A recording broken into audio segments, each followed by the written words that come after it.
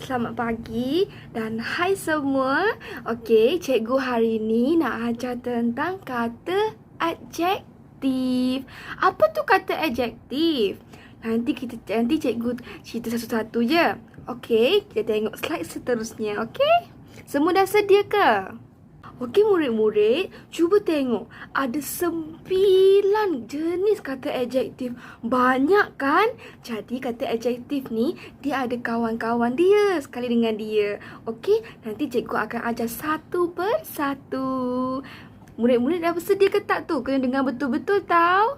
Okey, baiklah. Kata adjektif yang pertama, iaitu kata adjektif sifat.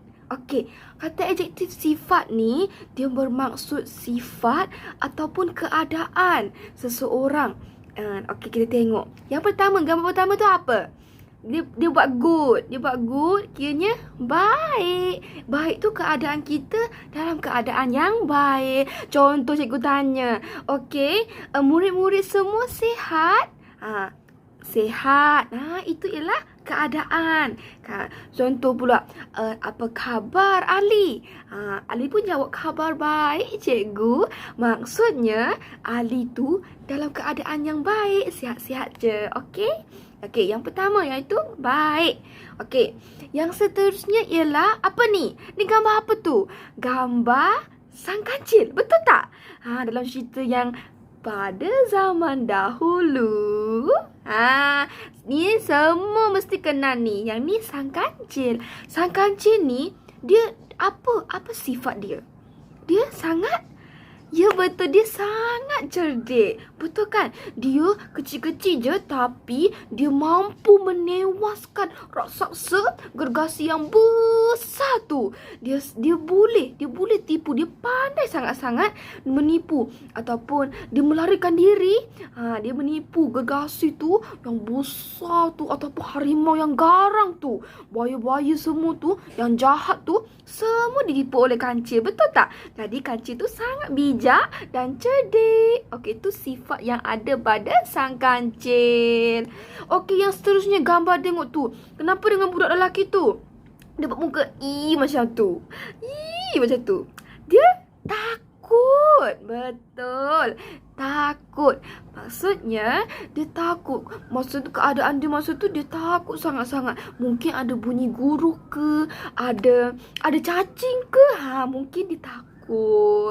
Jadi, tu merupakan contoh-contoh kata untuk kata adjektif sifat. Okey semua? Baiklah, yang kedua ialah kata adjektif warna. Okey, kata adjektif warna. Contoh kata dia, tengok tu, apa tu? Guru, dah nak hujan ni. Cuaca dah semakin mendung. Ni masa ni mesti mama akan suruh kakak pergi simpan baju sebab nak hujan. Jadi masa nak hujan tu murid-murid kena tengok apa keadaan masa tu. Cuaca tu mesti jadi gelap kan. Dan awan tu dia tak warna putih dah. Dia akan jadi warna apa? Warna kelabu ataupun dipanggil grey. Tapi dalam bahasa Melayu kita panggil kelabu. Okey, yang seterusnya. Yang ni apa ni? Yang ni sedap ni. Yang ni jenis buah-buahan. Dia merupakan manggis. Betul tak? Sedap sangat. Dia manis-manis, masam-masam. Okey, apa color dia? Bukan color isi dia tu. Color isi dia tu warna putih. Yang luar dia tu, warna kat luar dia tu warna apa? Warna ungu. Okey. Ataupun dia sebut sebagai purple. Okey, warna dia ungu. Yang seterusnya, wah, pokok apa tu? Pokok yang ada dekat Jepun tu kan? Yang ni warna pink. Betul tak? Warna pink tu betul. Cuma dalam bahasa Melayu kita panggil dia merah jambu. Okey, ikut cikgu sebut. Merah jambu. Pandai. Baiklah, yang ketiga ialah kata adjektif ukuran. Okey, ukuran ni macam mana ukuran dia? Kita kena guna pembaris tu. Kita kena ukur. Tengok berapa panjang. Ataupun berapa ukur berapa tinggi. Betul tak? Ukuran. Okey, yang pertama, dia membawa maksud kata-kata yang berkaitan dengan ukuran tadi. Okey, yang pertama. Apa tu? Zirafah, betul tak? Oh, tingginya zirafah. Tekak dia tinggi kan? Oh, kalau cikgu lah. Mungkin sampai dekat kaki dia juga. Cikgu tak tinggi mana. Tapi zirafah ni dia tinggi sangat. Kita kena tengok dia macam tu. Betul tak? Jadi, zirafah tu tinggi. Okey, cuba sebut tinggi. Okey, seterusnya gambar apa tu? Oh, nampak macam buku kan? Besarnya buku tu. Dia tebal sangat. Dia bukan tinggi tau. Dia tebal. Yang ni kebanyakannya ni ialah kamus. Dia buku yang besar tu. Berat kalau kita nak bawa. Betul tak? Dia bukan tinggi, dia tebal. Kita nak baca satu-satu tu ambil masa yang sangat panjang. Yang seterusnya ialah kata adjektif bentuk. Okey, agak-agak apa perkataan yang berkaitan dengan bentuk? Okey, kita tengok yang pertama. Ni apa ni? Oh, bumi. Betul tak? Wah, comelnya bumi tu. Dia senyum je. Kan, kalau bumi kita bersih, mesti kita bahagia kan? Jadi, kita tengok. Bumi tu, bentuk dia apa? Bentuk dia circle. Betul tak? Bulat. Okey, yang seterusnya apa tu? Yang ni telur ayam. Betul tak? Agak-agak telur ayam ni bentuk dia apa? Bulat juga ke? Tak. Dia bujur. Sebabnya dia kan ada melengkung atas ni sikit, lepas tu dia besar bawah ni sikit. Cuba tengok betul-betul bentuk telur tu. Dia bukan bulat tau. Okey, dia mana? Dia bentuk bujur. Yang seterusnya ialah kata adjektif cara. Okey, cara ni membawa maksud kelakuan ataupun tindakan kita. Okey, kita buat apa? Maksudnya. Okey, tengok Arnab. Wah, comelnya Arnab tu. Okey, murid-murid mesti pernah dengarkan cerita Arnab dengan kura-kura. Apa yang Arnab tu buat? Masa dia nak lari tu, dia buat apa? Dia lari dengan macam mana? Dengan laju. Kan? Maksud kura-kura tu dengan lambat. Betul tak? Tapi kita tengok kat sini. Tapi lalas tu kura-kura yang menang kan? Jadi tak semestinya yang laju tu akan menang. Okey, kita baca sekali lagi kata adjektif cara. Laju. Cepat. Lambat. Okey? Baiklah, yang seterusnya ialah kata adjektif waktu. Yang waktu ni, agak-agak apa ya waktu ni? Itu masa, betul tak? Okey, kita tengok pada perkataan dia. Okey, contoh. Gambar tu. Wah, cantiknya kereta tu. Kereta apa tu? Kereta iris. Betul tak? Okey, agak-agak apa perkataan tu? Apa yang murid-murid dapat kesan daripada gambar kereta tu? Warna merah. Taklah. Ni bukan kata adjektif warna ni. Ni kata adjektif waktu. Tengok kereta tu. Wah, berkilat lagi. Wah, kereta tu mesti baru kan? Mesti baru beli. Kita nyanyi sama-sama. Papaku pulang dari kota. Lagu tu mesti tahu kan? Dia belikan kereta baru. Ni kereta baru. So, yang ni merupakan kereta baru. Jadi perkataan kata adjektif waktu di situ ialah baharu ataupun baru. Okey, yang seterusnya. Okey, tengok. Siannya. Ni samalah dengan ibu bapa kita yang kerja penat-penat. Sampai lewat marah. Tengok tu dah gelap kan. Masih lagi kerja. Letihnya. Dah lewat malam pun masih kerja lagi. Demi mencari duit. So kita kena hargai tau jasa ibu bapa kita. Okey, kita tengok kat situ. Kata adjektif waktu dekat situ ialah lewat. Dah lewat malam dah. Dah kena tidur dah. Tapi masih banyak lagi kerja kena buat. Jadi tak boleh tidur. Sian kan? Tengok tu. Kata adjektif jarak. Okey, kita tengok pada gambar yang pertama. keep your distance 2 m. Agak-agak ni pakai mask ni mesti zaman-zaman penyakit COVID tu kan. Penyakit yang dia sebar tu. Kalau kita kena, kita akan sakit tu. Jadi masa tu kita kena jarakkan. Faham tak? Kena duduk jauh-jauh dengan orang. Kena duduk jauh-jauh. Kita jauh. Jadi kita tak boleh sentuh dengan orang. Kalau dia pergi dekat dengan orang, nanti dia sebarkan penyakit tu kat kita. Macam mana? Jadi kita kena duduk jauh-jauh. Okey. Yang seterusnya, siapa ni? Dia tengok TV dekatnya dengan TV tu. Siapa ni? Aiman ke ni? Dia baca dekat situ perkataan tu, dekat. Tak boleh tau tengok TV dekat-dekat macam tu. Nanti mata tu jadi rabun, tak nampak. Okey, baca sekali lagi. Jauh, dekat. Baiklah, kata adjektif perasaan. Perasaan ni apa yang kita rasa. Tu mesti kenal. Semua orang mesti kenal. Yang siapa tu? Upin dan Ipin. Maksud yang tepi ni Kak Ros. Betul tak? Tengok Upin dan Ipin. Dia senyum je. Suka je. Jadi dia masa tu mesti tengah gembira. Betul tak?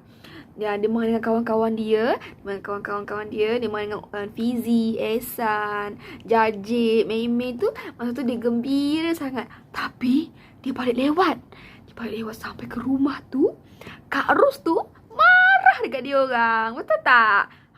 Kena sampai rumah sebelum maghrib. Kak Ros marah. Baiklah, kata adjektif yang terakhir ialah kata adjektif panca indera. Okey, apa tu panca indera? Panca indera tu lidah kita dapat rasa. Mata kita tengok. Telinga kita dengar. Lepas tu hidung kita bau. Harumnya bunga tu. Lepas kita sentuh, tangan kita sentuh. Kasarlah permukaan meja ni. Macam tu. Tu memasuk panca indera. Panca indera ni mata, telinga, hidung, mulut dan tangan. Okey? Lepas tu, kita tengok ni. Dia apa tu? Lemon. Betul tak? Kita makan tu mesti muka kita berkerut macam tu. Sebab dia masam. Masa kita rasa lemon tu mesti masam. Okey, seterusnya. Ni buah apa ni? Ni sebenarnya bukan buah. Dia jadi sayur. Yang ni cikgu confirm lah semua orang tak makan. Sebab dia pahit. Rasa dia lebih kuat daripada rasa ubat. Ubat tak sedap dah kan? Bukan ubat rasa dia tak sedap. Ubat sebenarnya rasa dia pahit. Pahit tu lah yang membuatkan kita rasa tak sedap. Okey? Baiklah, tu je pembelajaran kita hari ini. Cikgu harap semua murid-murid dapat faham kesemua iaitu ada 9 kata adjektif. Okey, semoga bermanfaat ya. Nanti kita akan teruskan dengan aktiviti. Okey, terima kasih untuk aktiviti untuk latihan. Okey, terima kasih semua. Sini kawan-kawan, mari kita belajar. Ayuh kita kenali kata adjektif. Kata adjektif ada 9 jenis, juga dikenali sebagai kata sifat. Jenis yang pertama, kata adjektif warna. Contohnya seperti merah dan biru. Jenis kedua pula kata adjektif sifat. Contohnya seperti sihat dan pandai. Kata adjektif ukuran adalah yang ketiga. Contohnya panjang, pendek, kecil dan besar. Kata adjektif bentuk jenis yang keempat. Contohnya seperti bulat dan lurus. Jenis yang kelima, kata adjektif waktu. Contohnya seperti cepat dan lambat. Jenis yang keenam, kata adjektif jarak. Contohnya seperti jauh dan dekat. Kata adjektif cara. Jenis yang ketujuh, Contohnya seperti laju dan lincah. Kata adjektif perasaan jenis yang ke-8. Contohnya rindu, benci, suka dan cinta. Jenis yang terakhir adalah panca indera. Contohnya sedap, cantik, bising dan harum. Itulah 9 jenis kata adjektif. Sudah kita kenali bersama-sama. Okey, selamat pagi Wan Han. Okey, hari ni kita akan buat latihan kata adjektif sama-sama. Okey tak? Wan Han dah sedia ke? Okey. Kita mulakan ya. Okey. Sabar, cikgu share skrin kejap.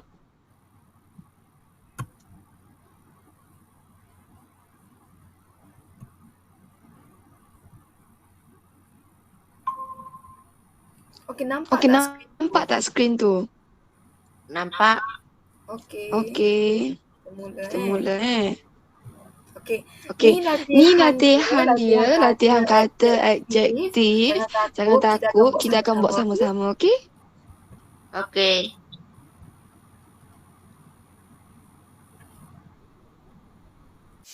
Okey. Okey, baca soalan dulu. Baca soalan. Baca soalan. Cuba baca soalan. Bau sampah sarap di tepi jalan itu sangat busuk. busuk. Hapak Hangit. hangit. Saya bohong. Okey, cikgu baca. Okey, cikgu baca. Patah seorang yang apa? Kerana dia suka membantu orang. Seorang yang Sombong. sombong. Seorang yang nakal. Baik. Seorang yang baik. Okey. Okey, yang seterusnya. Masakan ayah terasa apa? Kerana dia tidak membubuh terlebih garam. Kerana dia telah membubuh terlebih garam. Garam tu apa? Garam tu rasa dia macam mana? Masam. Masin. Masam tu lain. Masin tu lain, okey?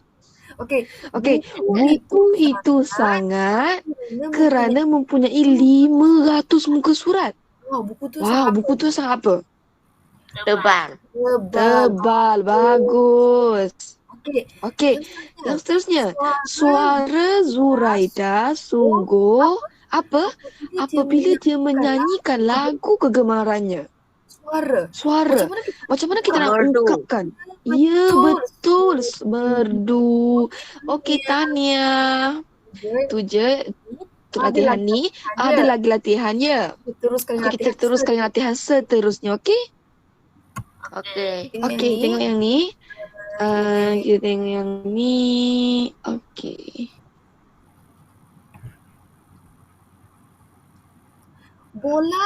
Bola itu telah apa? Apabila terkena paku, jadi kempis ataupun pancit.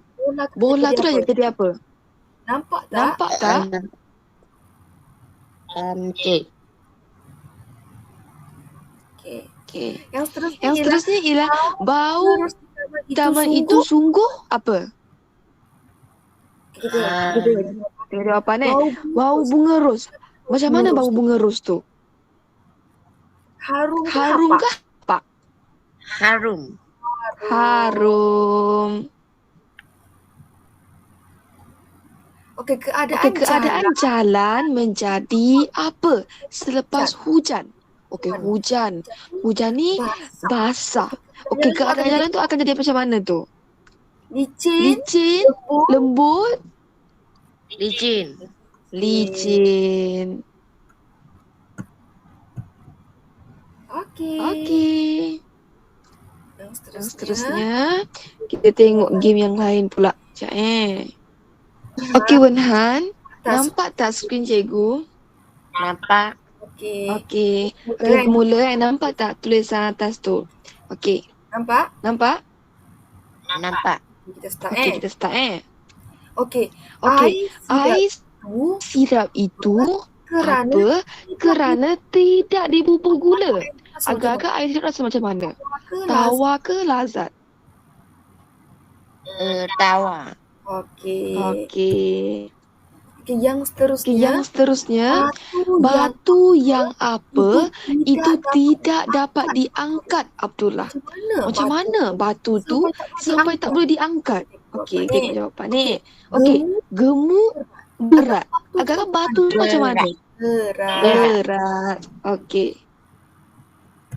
Yang seterusnya, Yang seterusnya, kaki Farhan melecur kerana tersentuh besi yang apa? Sampai melecur kaki Farhan tu. Agak-agak besi tu macam mana? panas ke? Panas ke suam? Eh, Panas. Panas. Panas. Ya. Kenapa? Suam tu dia macam air suam yang kita minum hari-hari macam tu. Okey, dia taklah panas mana. Dia sedang-sedang. Okey. Kalau panas ni boleh sampai melecur. Okey tak? Okey? Apa maksud melecur? Melecur tu dia macam dia jadi merah-merah. Dia jadi macam apa orang kata? Dia jadi macam apa tu? Melekit macam tu. Dia jadi macam bernanah macam tu. Sakit sangat-sangat sebab dia terkena air panas. Kulit itu tu akan jadi merekam, jadi sakitlah sebab kena air panas. Okey tak? Okey.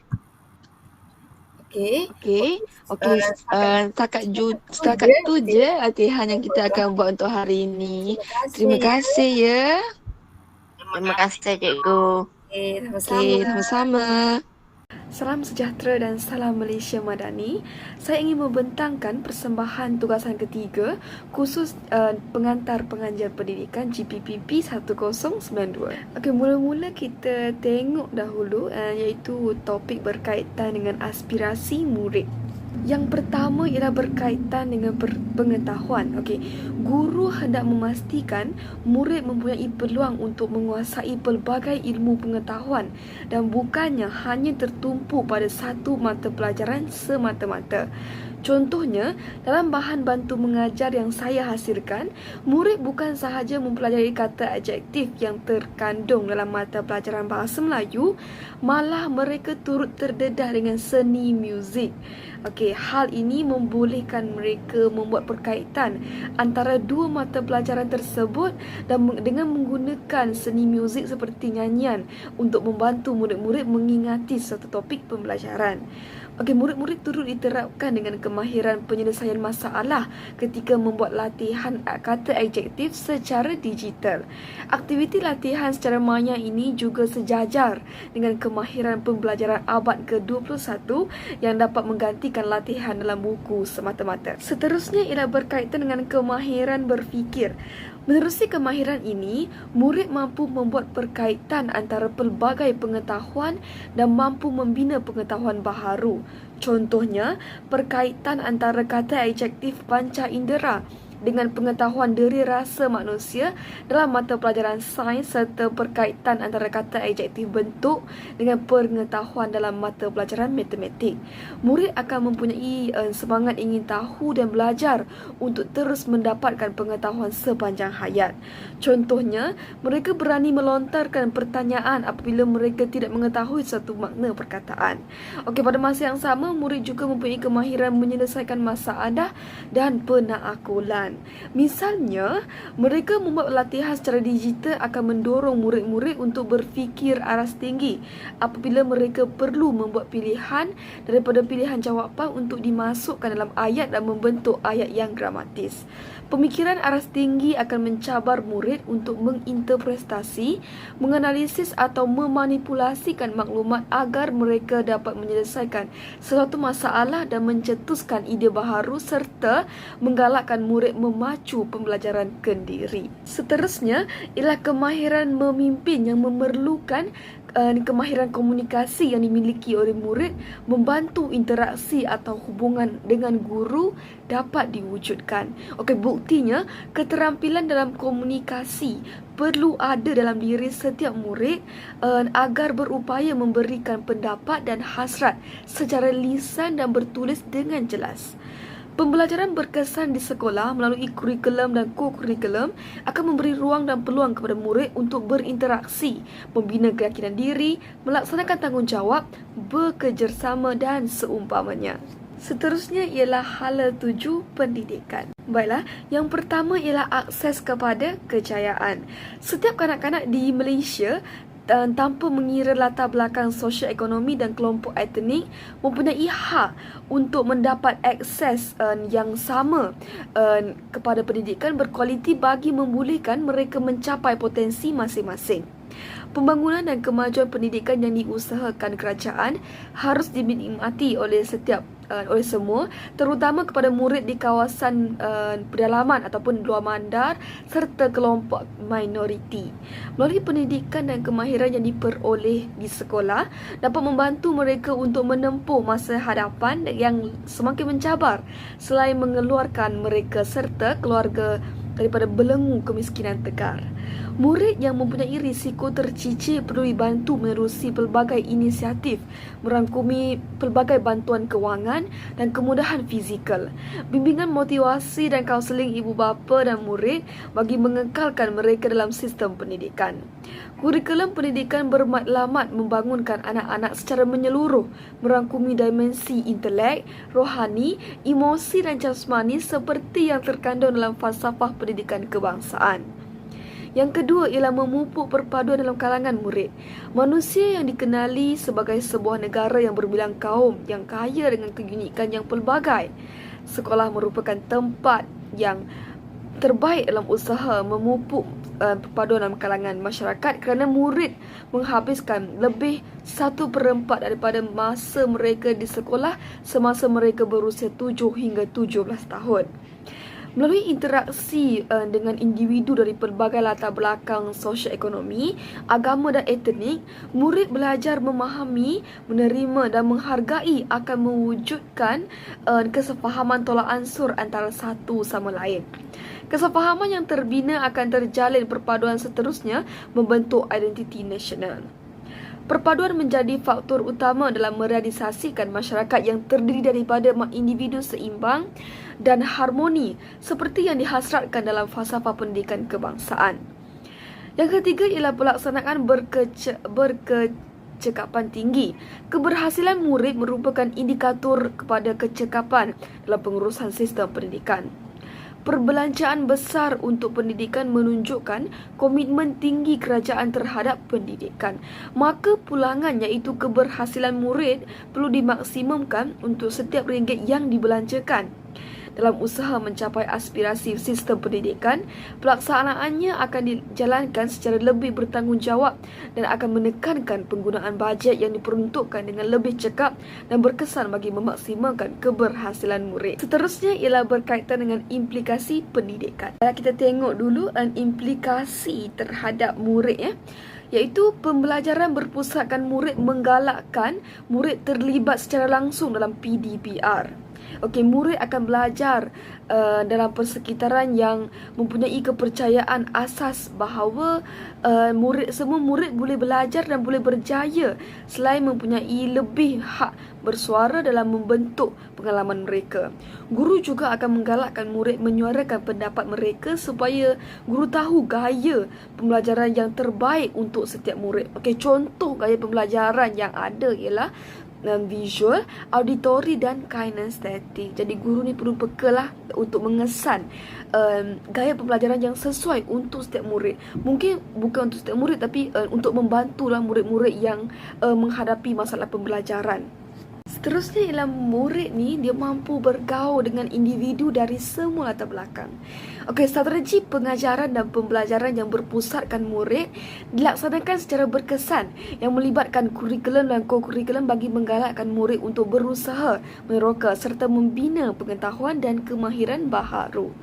Hal ini akan meningkatkan kemahiran insaniah murid yang terdiri daripada kemahiran komunikasi, kemahiran merancang dan mengelola aktiviti, kemahiran bekerja dengan orang lain dan dalam kumpulan, kemahiran mengurus, memilih dan menganalisa maklumat, kemahiran menggunakan teknologi maklumat, kemahiran menyelesaikan masalah, kemahiran menggunakan idea dan teknik matematik dan kemahiran memahami budaya. Kemahiran-kemahiran ini dapat menghasilkan generasi muda yang berpengetahuan, mampu berfikir secara kritis dan kreatif, mempunyai kemahiran kepimpinan yang mantap dan berupaya berkomunikasi dengan berkesan pada peringkat global. Selain itu, penerapan kemahiran menyelesaikan masalah dalam diri murid juga dapat diwujudkan. Setiap murid perlu membina kemahiran inquiry dan belajar cara untuk terus mendapatkan pengetahuan sepanjang hayat supaya boleh menghubungkaitkan pelbagai pengetahuan dan mewujudkan pengetahuan baharu. Okey, meningkatkan kemahiran berfikir aras tinggi adalah penting agar mereka berkemampuan untuk berhadapan dengan pelbagai cabaran global dan menyelesaikan masalah dalam persekitaran sebenar. Kemenjadian murid diukur melalui kemampuan menginovasi, menjana kemungkinan baharu dan mencipta idea atau pengetahuan baharu.